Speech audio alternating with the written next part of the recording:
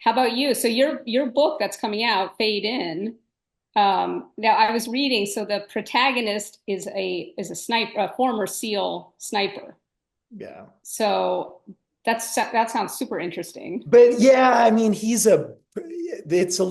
funny because I've written about all these superhuman people, and Fade's a very broken person. His real name's Salam Al Fayed. He's Mhm. a Arab American. He was a SEAL in the Middle East where he was very useful. He joined the CIA because of his language skills and the cultural knowledge, but that didn't go well for him either. Ended up being gunned down and went into a coma and all these things. So his view, maybe a little bit like a little bit darker view of Mhm. the military, what we were doing in Afghanistan, the agency, maybe America in general. Um, and so kind of a fun thing to explore, right now. I mean, and this kind of leads to one of the questions. It was that we had talked about, um, do you inhabit your characters or do you calculate what they do? And if you inhabit them, does that allow you to sort of pursue different perspectives than you would necessarily have? Like if you write a character that's a man, is that a different perspective than if you write a character as a woman? Yeah, I mean, I think it's a great question, and I did write a man. My protagonist is male, and he's Right. a washed up, alcoholic, kind of sexist, cranky guy. So on the surface, really not like me at all, which I enjoyed. And I did kind of feel like I had to inhabit him. And sometimes, I would sit down every day and kind of empty my mind and think, I am Shane Collins. That's the name of my protagonist, and occasionally I would catch myself, writing a sentence as me, Ilana, and I'd be like, no, that's just not what Shane Collins would say. And I had a whole backstory for him that I kept in my mind and when I was writing. But I also think we had some similarities in that he's been beaten down by the profession of espionage, and he's kind of worn out from manipulating people for years. And that was the part I felt like I could connect with. And I do think that for me, one of the virtues of the beauties of writing is you learn a kind of empathy with characters that aren't like stepping inside someone else's shoes. So I'm curious though, for a former SEAL sniper, what kind of research and what kind of mindset did you get into for that character? Yeah, it's a really interesting thing for me to do different kinds of characters because I've always thought writing is applied schizophrenia. So for me, I have to become that character. Sometimes, depending on how close that is to who I am, it can be really difficult. You know, has a lot of mental problems that I don't suffer with. A background, he's faced racism. One of the reasons he's named Fade is because a lot of his teammates didn't feel comfortable with Salam Al Fayed in the Middle East and stuff. So he has all these perspectives that I've never seen. He was kind of abandoned by the government. And so that's to me a real challenge, but also it can also be really awful. I don't know. So we're talking about protagonists who we hope are the good guys, more or less good guys, right?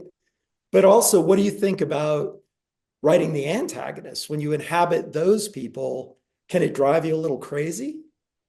Yeah, it's so funny because my protagonist is not a likable guy, and I that's like probably the number one reader feedback I get, especially from people who aren't fans of my book, is they really don't like having an unlikable protagonist.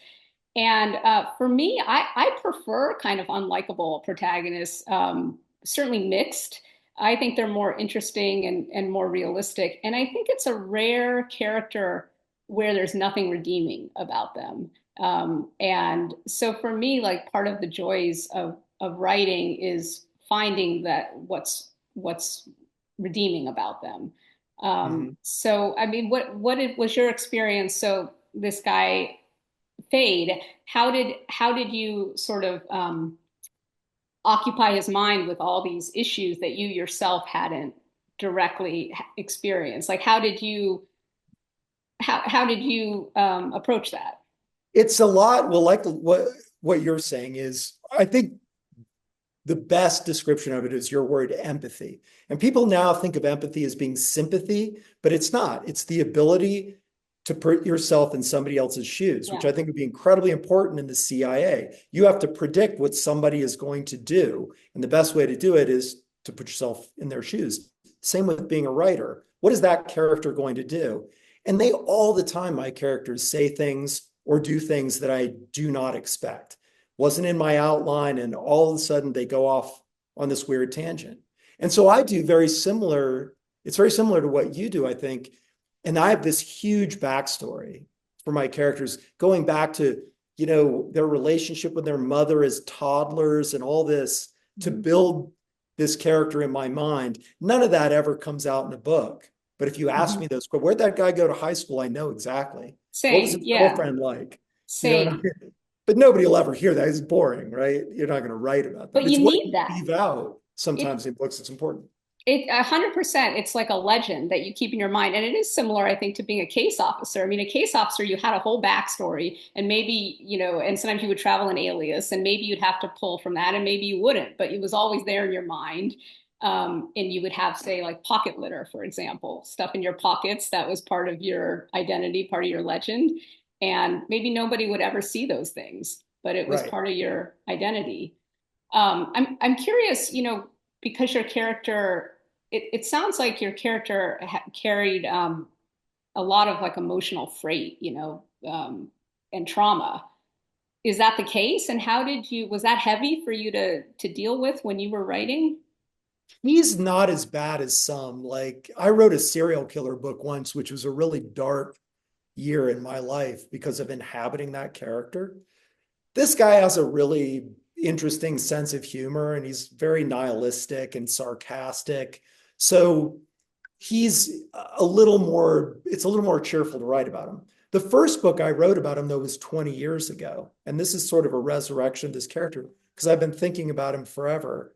And in that first one, it was a lengthy book about essentially him being attacked by Homeland Security and them trying to get him to work for him. He didn't want to. And it was a lengthy book about his suicide. He was just basically, I'm going down and I'm going to take as many people with me. But he had a real sense of humor about it. His life, he knew, was over. And he was just going to have a really good time. He bought an old Cadillac, an old classic Cadillac, and he was just going to go down in a blaze of glory.